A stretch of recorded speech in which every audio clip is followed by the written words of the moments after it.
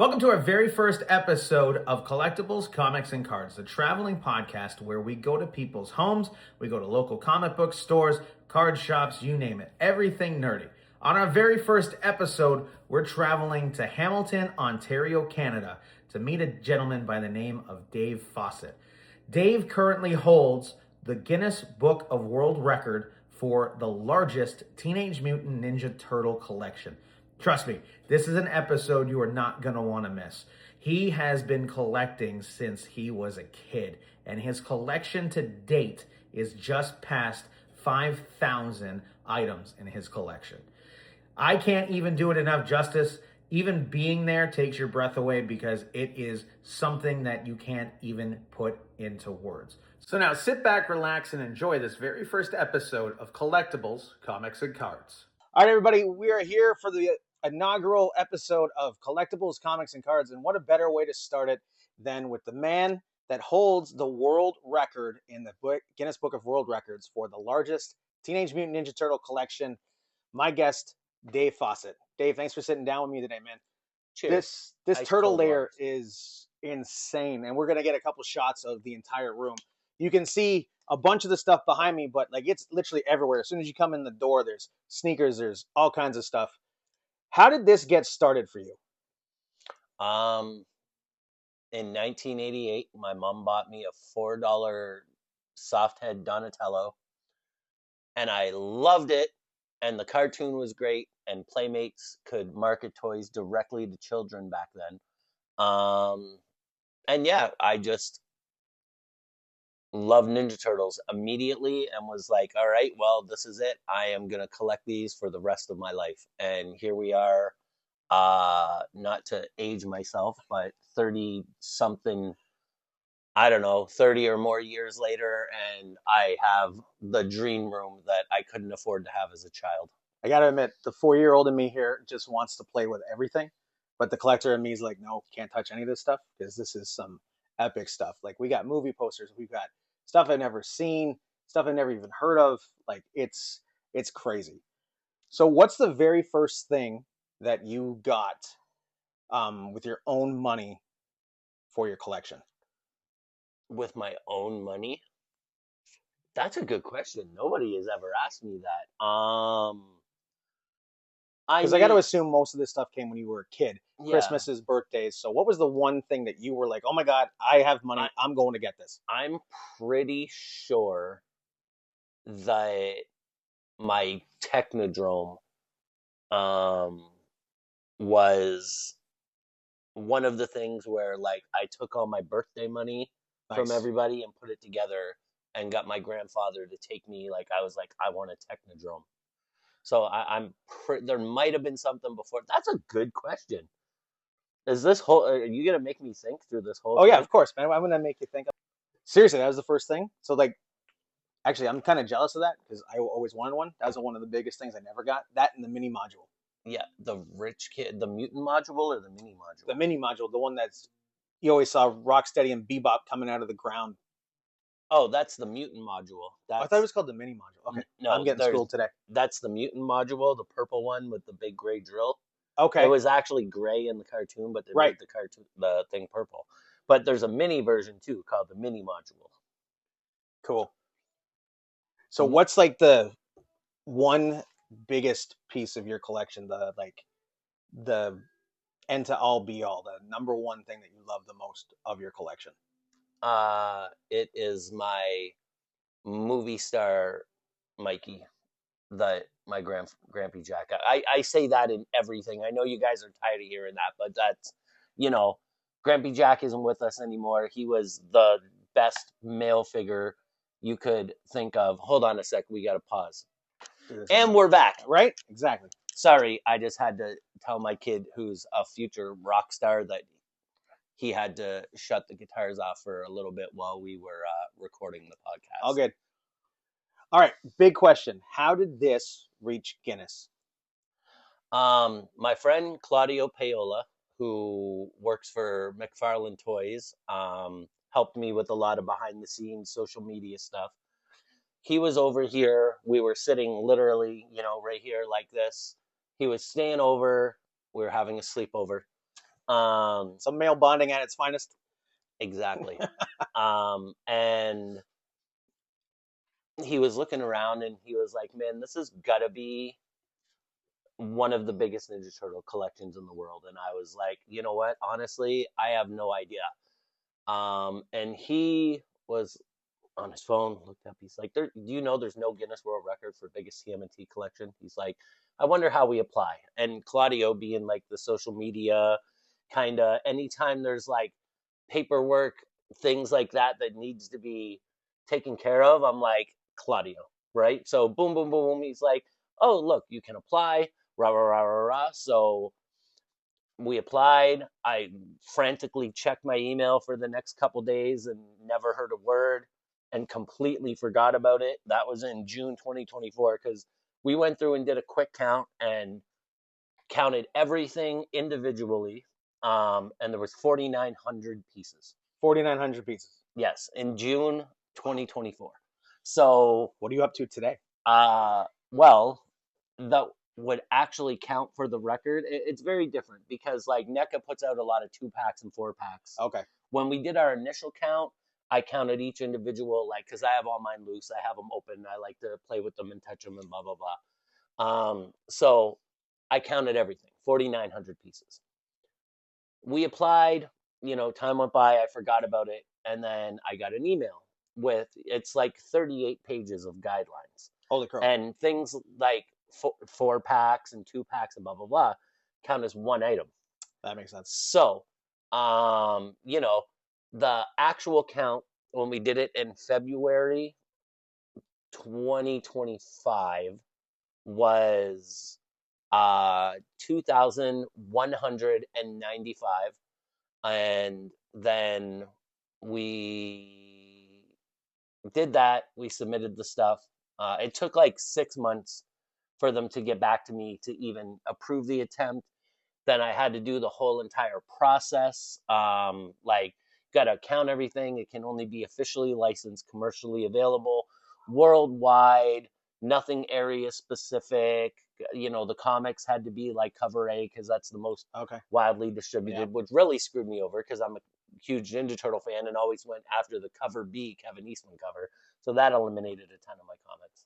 Now, today, as we sit, I am at 5,500 and something pieces that would actually count. So I'm going to be breaking my own record later this year, setting the bar a little bit higher. And then after that, it's, crazy. It was just really important to me with how much TMNT has been a part of my life, like my whole entire life. And, I've become friends with the other people from the movies, from the cartoons, and blah, blah, blah, through all the Comic-Cons and stuff that I've done. It was my way of leaving my mark on the TMNT franchise, right? Because there had never been a Guinness World Record holder for TMNT collecting, and now I was the first one ever. So no matter, down the road, whenever someone comes along and beats the record. It's going to take like 30 or 40 years, I'm sure. I mean, TMNT has been around. When I broke the record, it was the 40th anniversary, and I'm only 44. So, I mean, there were lots of people who had lots of time, but nobody thought of it until I did it. And then everyone was like, I have more than that. And I was like, me too. So let's just keep going. It is what it is. Just keep raising the bar. Yeah. So going to Comic-Con and getting to meet some of the people. I know you got to meet Renee, the lady that does the voice of April O'Neil, and you guys have become really good friends now. Yeah. Is there someone from the cartoon that you wish you could have had an experience with that you haven't had? Absolutely.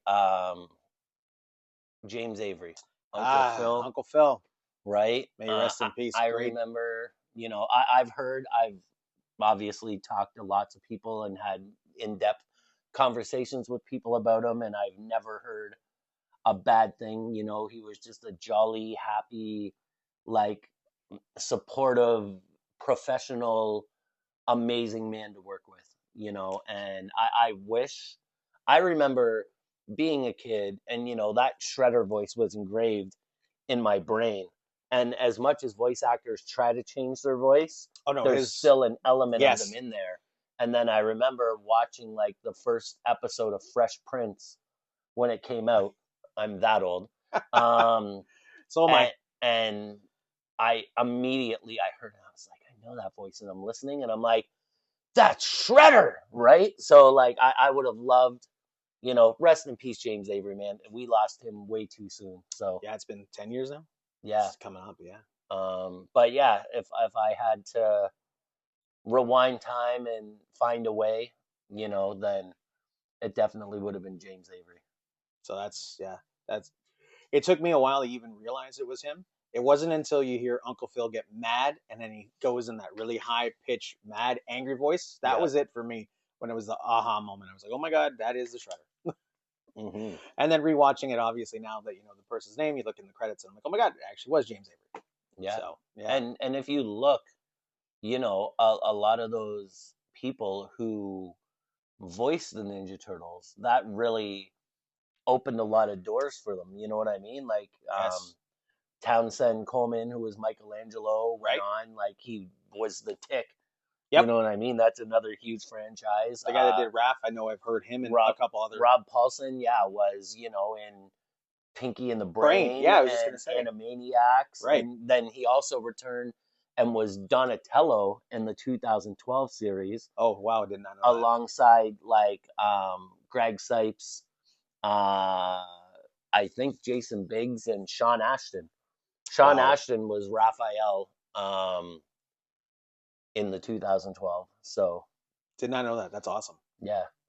So where did you get this movie poster? Or I don't know if it's actually a movie poster, or if it's just an artist depiction. This poster right here, Yeah, that's just a 1989. When would I pick that up? I don't know. Maybe, I don't know. I've had that for probably 20 years. That's crazy. That one's a nice one. I've only seen it somewhere else one time. That's why I'm like, where did you get that? Because that's not a normal piece that you see in a collection. No, that's like an original like original poster. This one up here is actually one of the earliest, because this is, I think, 1986. So that was before the cartoon even came out. Oh wow. Right? Because Ninja Turtles, it took off as a comic book first, right? Right. Like, number 1 came out in 1984.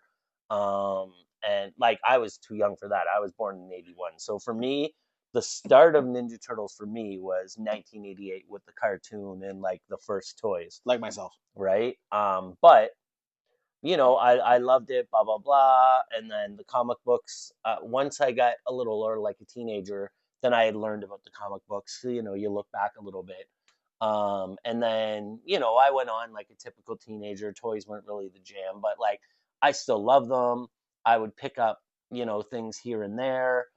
And I had it all in storage. And then like the 2003 line, Kevin had moved on to something else, like Kevin Eastman and Peter Laird brought it back with the 2003 line, and that's when I was like, and it re-sparked it, and I was like, I'm gonna collect, and still I didn't have the turtle layer, but I was collecting and buying things and putting them away and blah blah blah. Just anything that like sparked the nostalgia for me. It wasn't as readily available. Like there's Ninja Turtle everything everywhere now. Oh yeah.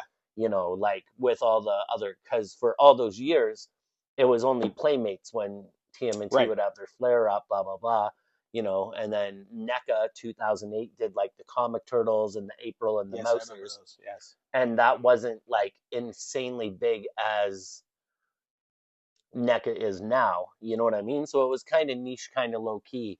And then I'd say around 2019, there was this explosion of like nostalgia for Ninja Turtles, and every, Super 7 loyal subjects, like, and anyone who could afford the license got the license and pumped out products. And I've got, as an adult now, I love that there's, some companies that send me stuff. Like I have in my front hall there, that's a Ninja Turtle dehumidifier. And that's awesome. And essential oil thing that makes, the front hall smell like green apples.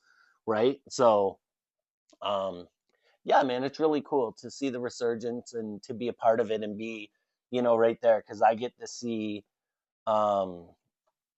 how excited the fans are, like meeting the people, and it's just very, seeing young kids who are just getting into Ninja Turtles, because there's been an iteration, like there was the 88 that carried us to 96, then the Yep. 2003, then the 2007 there was a movie, Right. then 2012, and then that ran to 2018, and in there too there was the Michael Bay movies, Right. Yep. right, and then Rise of TMNT, and now we're on to Mutant Mayhem. Like there's just been an iteration of keeps going. Turtles for every generation since 1988. Kind of like Ghostbusters.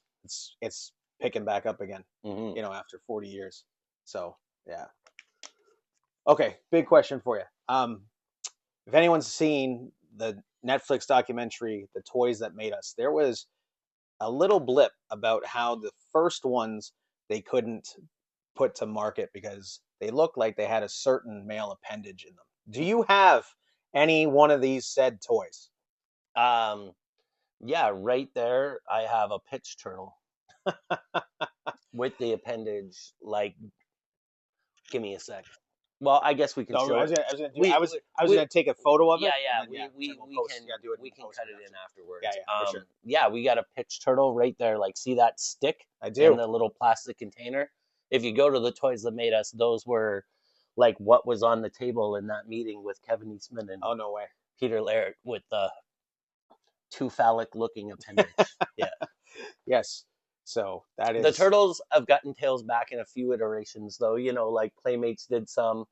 I'm pretty sure the NECA 2008 Turtles, but it was the 80s back then, and when they took something that was 2D and made it to 3D, the tails looked, yes, like little turtle pickles. All right, looking around the room, I see you have some really cool collectible like candies and stuff. Big question: do you actually have a turtle pie in your collection? I have a Ninja Turtle pie wrapper with a little bit of moldy turtle pie there in the corner of it. And I have, like the little card and the sticker set that came with turtle pies. I'm pretty sure the pie would be a little disgusting now if you still had it. Yeah, probably be a little more green than it originally was. So out of your collection, is there an item that would be considered super rare today that you have? I have movie scripts from 1, 2, and 3 signed like by full casts on the front. I have it was gifted to me by Townsend Coleman.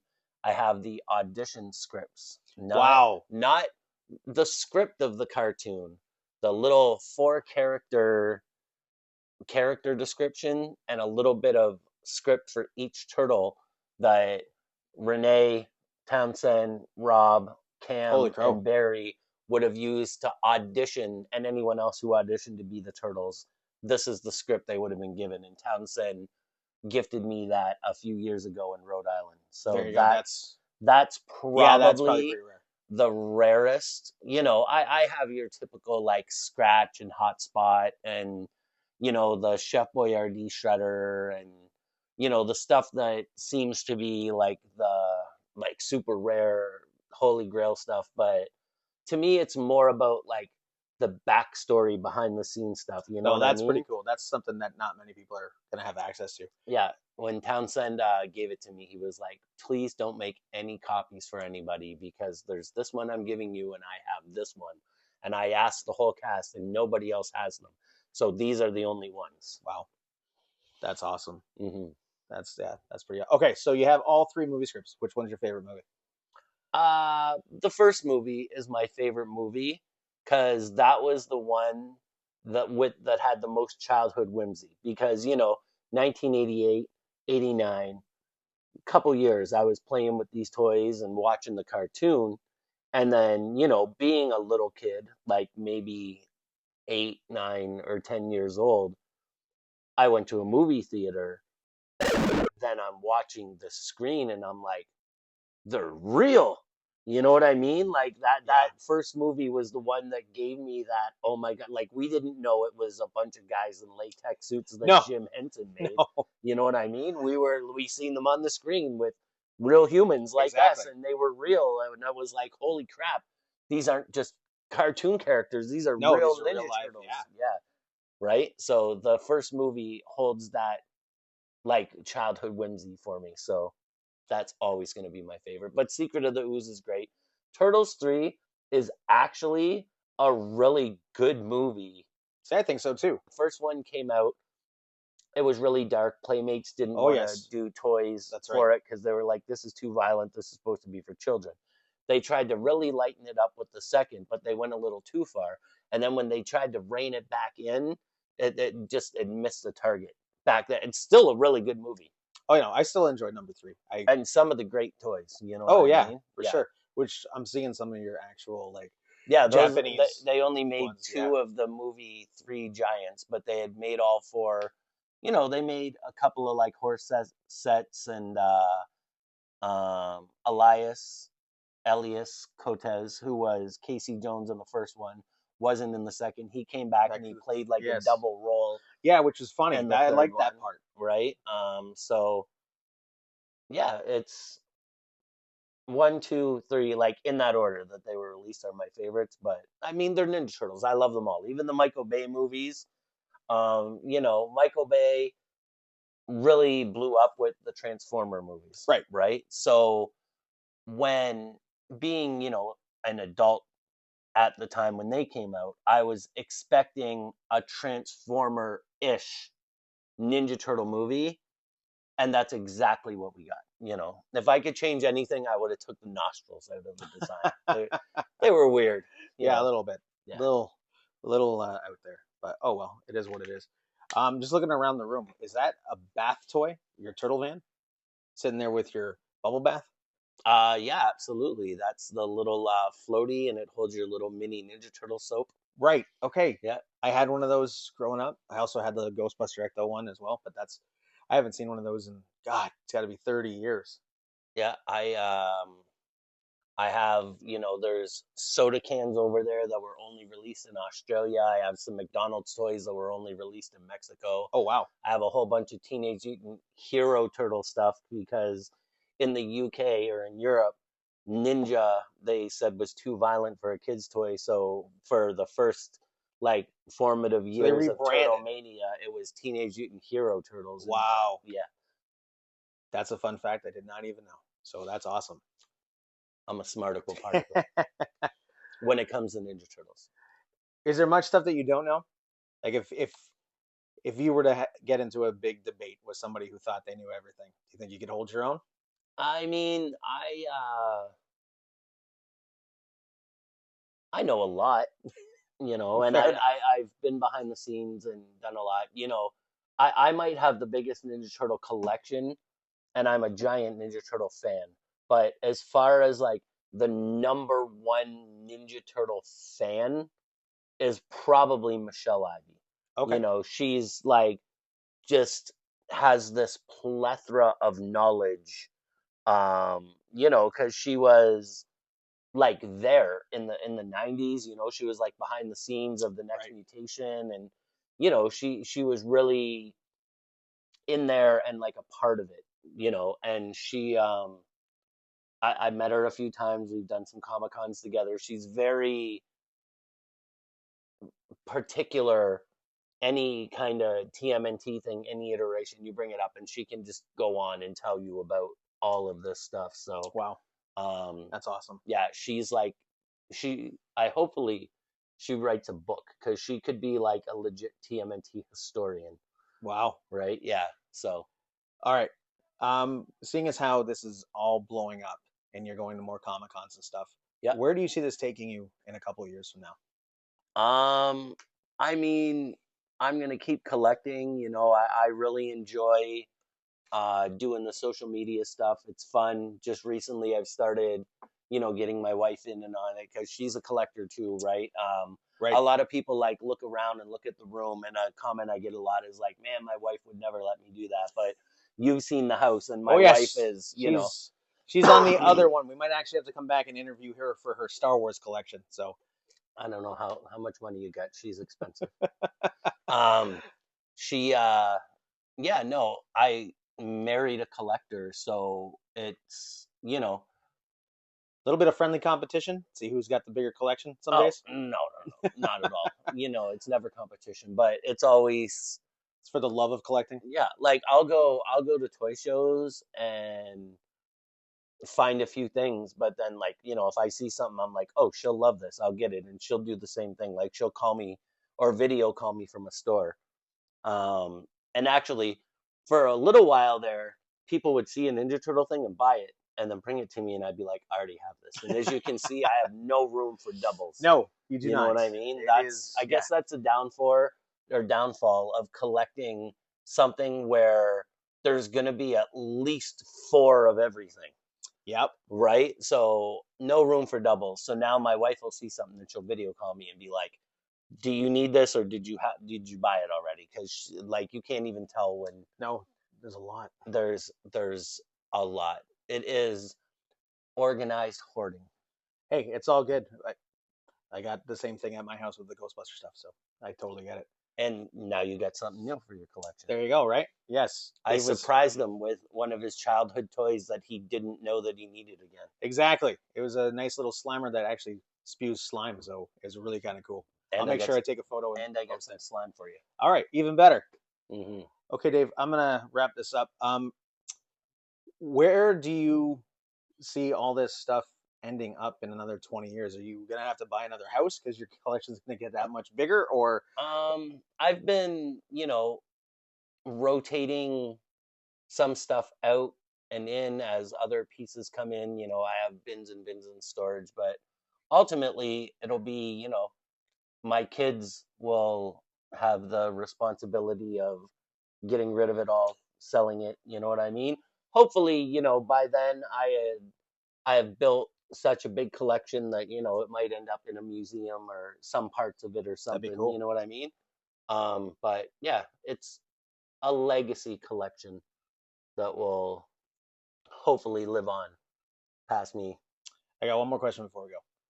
With collecting, were you ever teased about the amount of stuff that you had growing up? How you were very heavily focused on the Teenage Mutant Ninja Turtles. Was it ever? No one ever knew. I only went like public with my collection around COVID, because this was the problem, especially here in Canada. I would slip in and out of Comic Cons completely undetected, thrift stores, toy stores, blah, blah, blah, like all over. I was just another customer, you know what I mean? And I wasn't putting it on the internet. I wasn't putting it out there. The only people who really knew were like 3 close friends and my partner. You know what I mean? So nobody really knew, so nobody could really tease me. And my friends were just like, yeah, man, you love Ninja Turtles. Cool, right? Like, then once COVID hit, I couldn't go out shopping and I couldn't go do this and this. So I was like, maybe I'll make an Instagram and see if I can find some like-minded people, maybe some seller, we can trade, Right. sell, blah, blah, blah. And then it just turned into kaboom, right? So I was like, okay, well, this is what we're doing now, I guess, I mean, it's a niche thing, but it's not. It's a huge franchise. Like, obviously, it's not dying down anytime soon. It's been 40 years, and like it feels like it's just ramping up even bigger than when it was when we were kids. Yeah, well, it's like second Turtle Mania, right? Because I lived through the first Turtle Mania as a kid. Like, it was the biggest thing in the world.